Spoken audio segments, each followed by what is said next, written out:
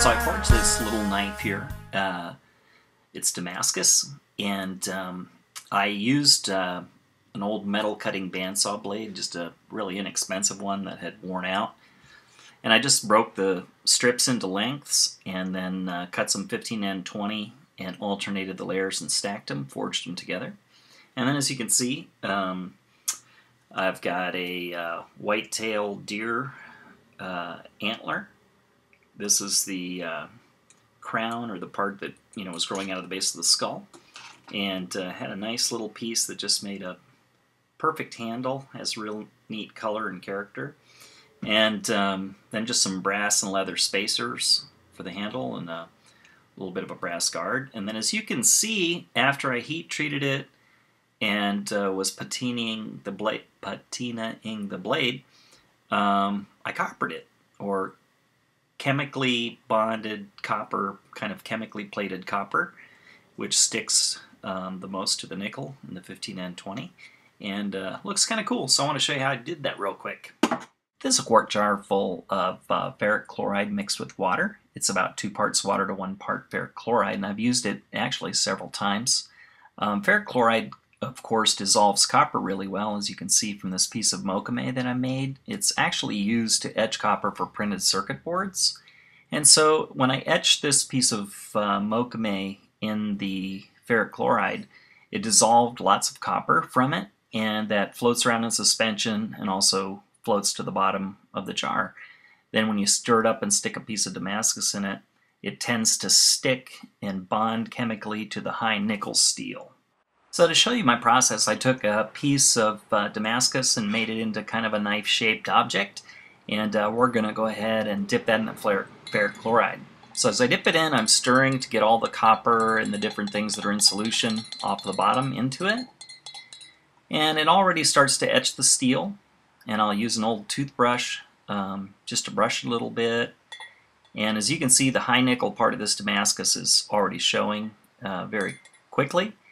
And there's a little bit of copper in there, but I'm just going to take this penny, copper penny, dip it in the ferric chloride, hold it in there for a while, and then I'm just going to rub it on the outside of this knife. And again, what happens is there's a bond that forms between the nickel in the steel and the copper that's in solution there. And it's very interesting. It goes on. It's a thin coat, very noticeable. And when you let it dry, it bonds actually quite well. It's not super durable, but it doesn't wipe off easily, and this is what it looks like. You can see it's just kind of a cool look to the Damascus and really makes the pattern stand out. It's a fun process and easy to do. I've got an old apple tree in my backyard, and the apples are pretty good.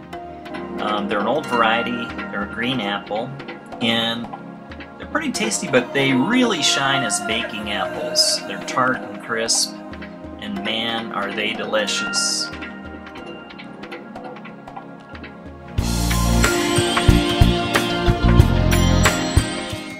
Well, I started out with some apple juice that I juiced up in a steamer and made this 3 gallons of it and put it in this carboy along with some yeast.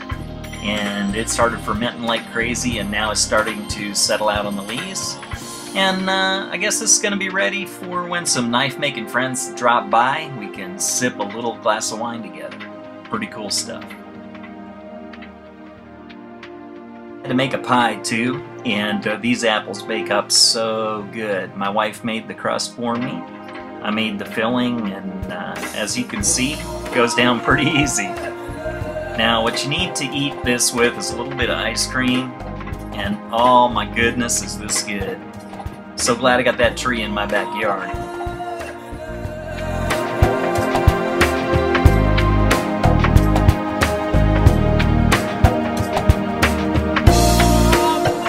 Many of you know who watch my channel, I work in Africa a lot doing development projects, and I recently met a number of orphans who really need help getting some work. So I've been planning for a while to head over to do a knife making seminar with them and help them get a little knife business started. So I'm so excited.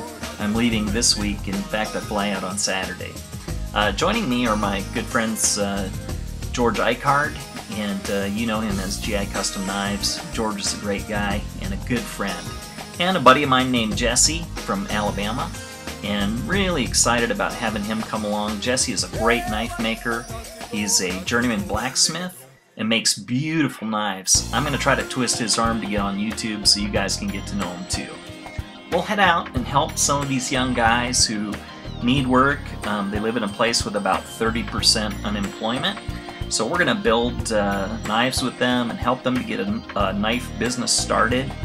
They have some pretty primitive tools, as you can see from this bike-powered grinder.